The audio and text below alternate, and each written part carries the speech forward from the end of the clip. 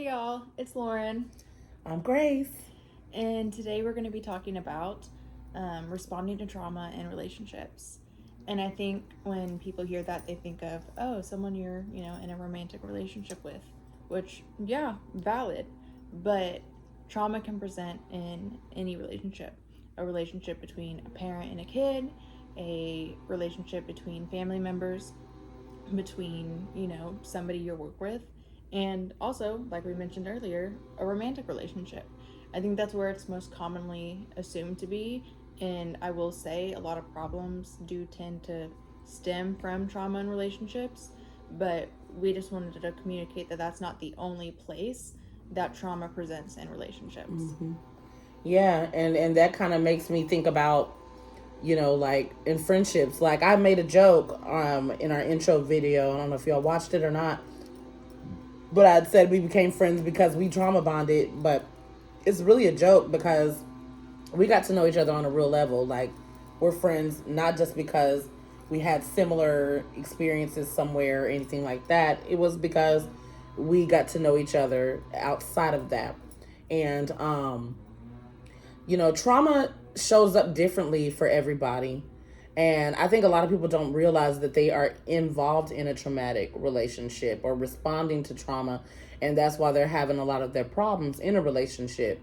And it boils down to respecting boundaries. Like if someone tells you that this is what I deal with, this is an issue for me. Like for me, for instance, let me go ahead and just give an example. When I was a little kid, I used to love going to a theme park, a well known theme park, and you could get season passes and all that. We loved going. And I used to get on the rides and everything, wait in the long lines and all of that, just to be flipped upside down in the air and all of that. But then, as time went on, I used to see it on the news, like breaking news, and like literally, they're showing footage of people upside down at the very top of a roller coaster, stuck, like they couldn't get the thing to keep moving. And then another situation with the same theme park, like someone, oh my God, like how long are they going to be whacking grass? Sorry, I'm sorry. See? I don't understand it either. I really do not. Like, geez, like pick a good time of the day to do this stuff. Like right now is not great. But we say that because we're trying to be heard. Because the world revolves around us right now, right? Right. Anyway, and then I saw another one where there was like a water ride at this theme park, and they're showing literally like inner tubes that flipped up over upside down, and they're stuck, and people are upside down. Like I don't know if there's water under there that they're guzzling. I don't know what it is, but that triggered me when I was a little girl. So fast forward, if I were to go on a date and it's a surprise date, and you know that I'm triggered by roller coasters, I'm also afraid of heights now because of that. I've been afraid of heights for a long time. But if you decide to take me on a surprise date to a theme park, knowing that I'm triggered by roller coasters and things, like that tells me that you don't really respect my boundaries or you're not hearing me. You're really just not trying to hear me. You don't care. You want to go and you don't care about any of that and you don't care how it affects me. Right. And I know that's just like an elementary example, but that is a major example Absolutely. because it still bothers me to this day. Like I don't even like going through the mall, getting on the escalator because if I look back, my anxiety kicks up. So I have to just look forward and be like, okay, we're gonna be okay. It's just an escalator in the mall. Like it's not that high. But I mean that's just my story, you know? Yeah. Yeah. I think for me, thunderstorms are a big trigger for me. And it has to do with what I went through, when I was younger. And we'll get to that one day when we tell y'all our stories and what we personally struggle with. Mm-hmm. But for me, thunderstorms trigger my PTSD. And it has physical effects on me. My heart rate through the roof. I shake. I get really, really nervous. It's hard for me to breathe sometimes. And so for me, it's more so common in relationships. Sometimes I think people don't take it seriously when I say I'm scared of thunderstorms. Because for most people, all I hear is, oh, they're relaxing. I love them. I sleep so well. Not for me. And so what's upsetting for me is when people make a light-hearted comment about it, don't take it seriously, even joke about it. because this is something that I actually struggle with, and actually I'm being re-traumatized during a thunderstorm, and there's nothing funny about that. So I think just respecting people's boundaries when they are communicated to you, because to me there's not really much of an excuse to not respect it if it's been communicated properly and addressed. And that's how, and I feel like that's how you know you're in a toxic relationship, when you disclose this information to someone who wants to know about your life and acts as if they care about the things that bring you pain, bring you fear, worry, concern, all of that stuff, and the things that make you happy. Why would you sit there across from a person that you're trying to get to know romantically, ask them all these things about their fears and you know, things that they struggle with, just to turn back around and use that very thing against them because you're having a bad day? Absolutely. That's the part that bothers me. You're purposefully trying to trigger someone because you have no respect for what they deal with on a day-to-day basis. And I think a lot of relationships will be a little more healthier if people would just respect that. Because you make it hard. You make it hard for people to want to tell you things about their lives because they've done it before, and somebody turns back around and throws it in their face, and then you want somebody to be honest and be like, oh, well, why didn't you tell me that? You didn't tell me that you got this going on. Well, it seems like every time I tell somebody, that's the very thing that they go to abuse me when they're having a bad day. You know what I mean? Yeah, and I think also, it's a good point to bring up that some, maybe sometimes, most times, I don't know y'all's specific relationships and experiences, but I do believe that at times it's not intentional.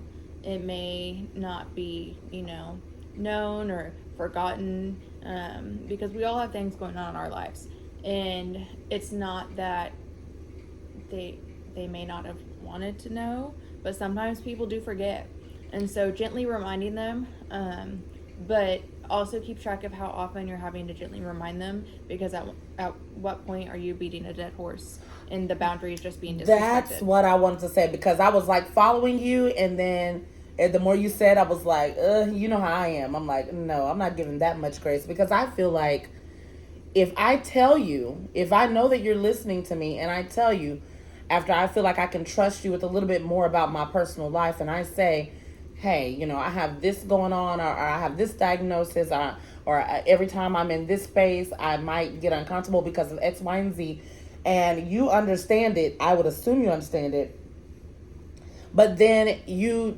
turn back around and use that against me. Don't you feel like sometimes people are choosing to disrespect your boundary? Yeah, I think it depends on the person. It depends on this, situation, the relationship, and what had previously gone on in that, relationship.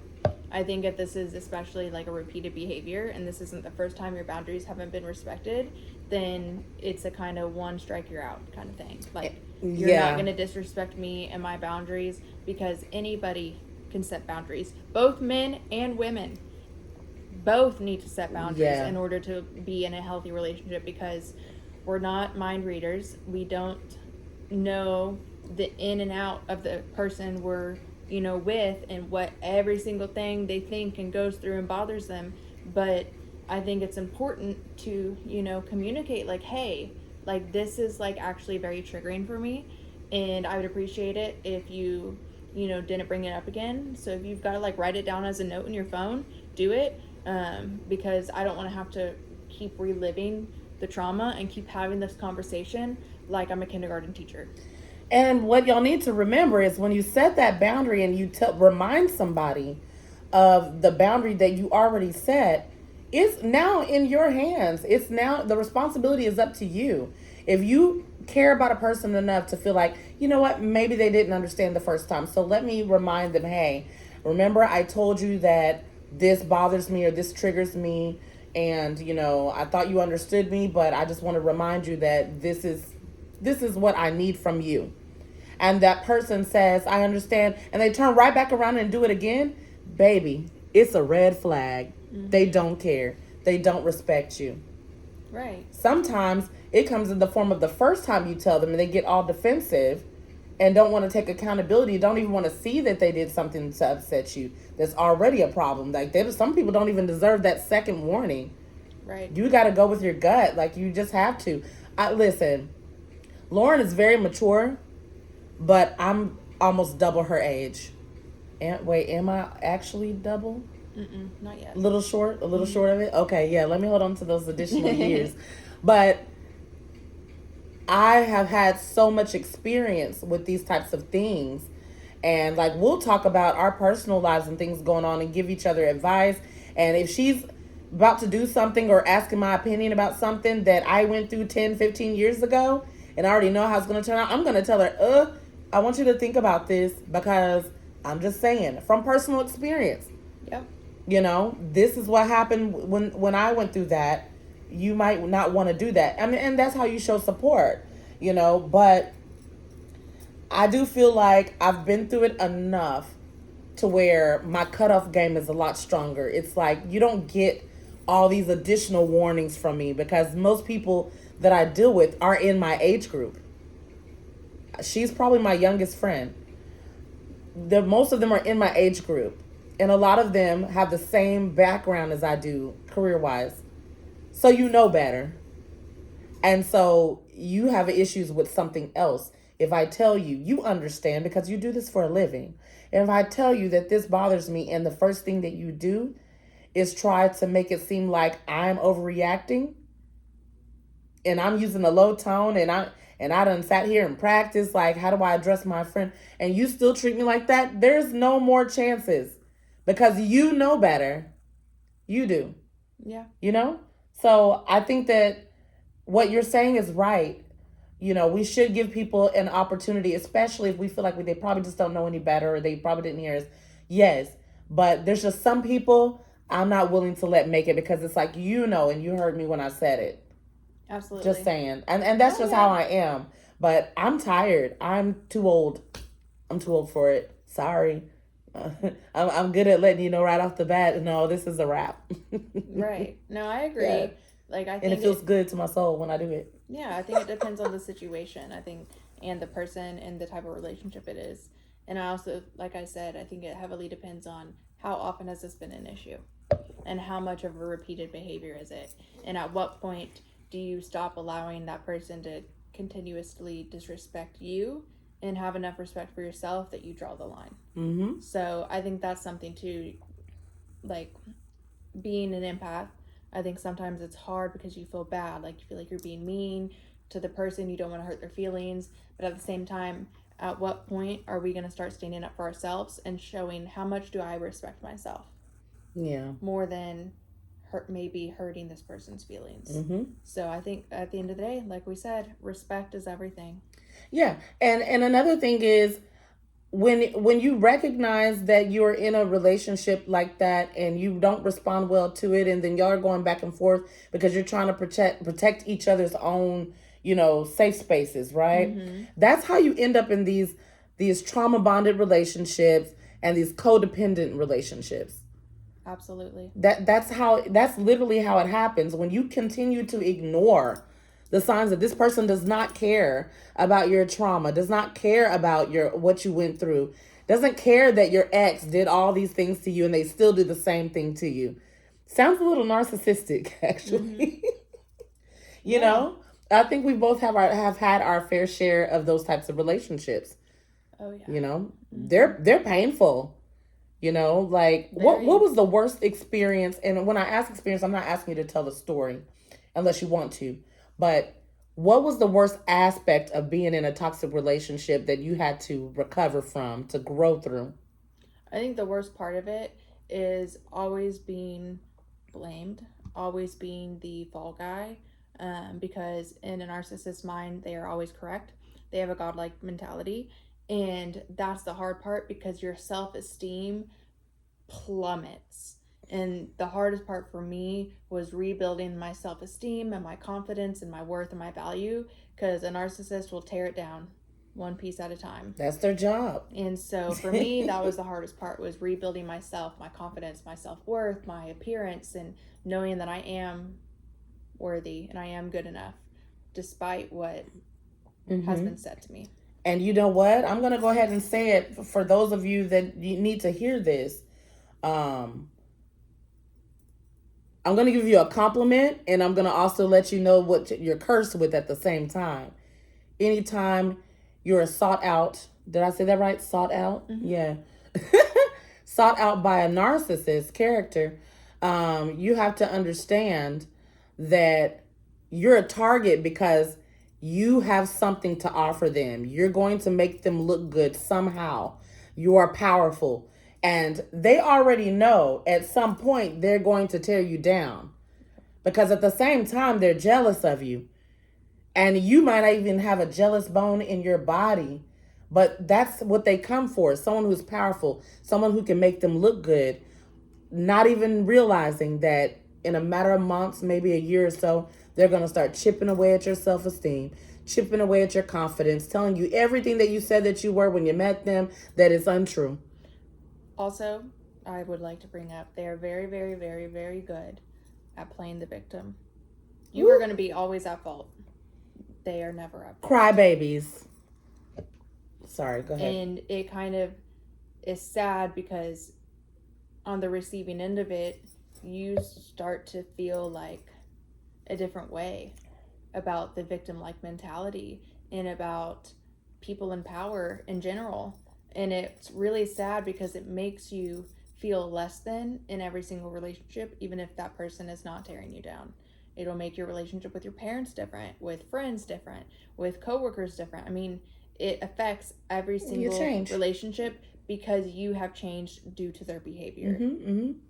And it can take a long time to get through it. I remember I had to go, I went, abstinent and everything from all kinds of things for about 4.5 years.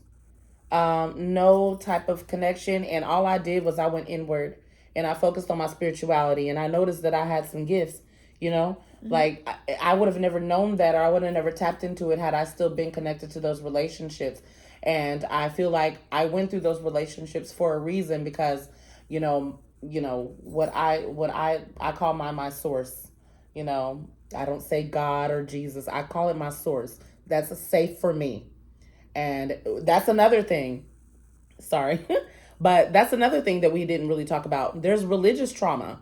Mm-hmm. And I'm a preacher's daughter. And one day we will talk about that. We're not going to do it today, but I just thought of it. Like, religious trauma is a real thing. And so at least I'm spiritual and I believe in something that's bigger than me that is, making sure things go a certain way as long as I do the footwork and as long as I hold back on doing things just to feed the material parts of me and right. More to feed my spirit, if that makes sense. Mm-hmm. You always have a kind of a choice. And so it's like being in alignment and making the right choices because of that. What's aligned with your spirit, what's aligned with where you're headed, and not trying to take the shorter route to get to a destination, because when you do it that way, you might get some temporary good feels, but it's almost always not going to work out. Not for long. It's not. Because you didn't do it you didn't lead with your heart, and you didn't allow yourself to have the experience the way that it was supposed to, because you were trying to avoid pain. Guess what?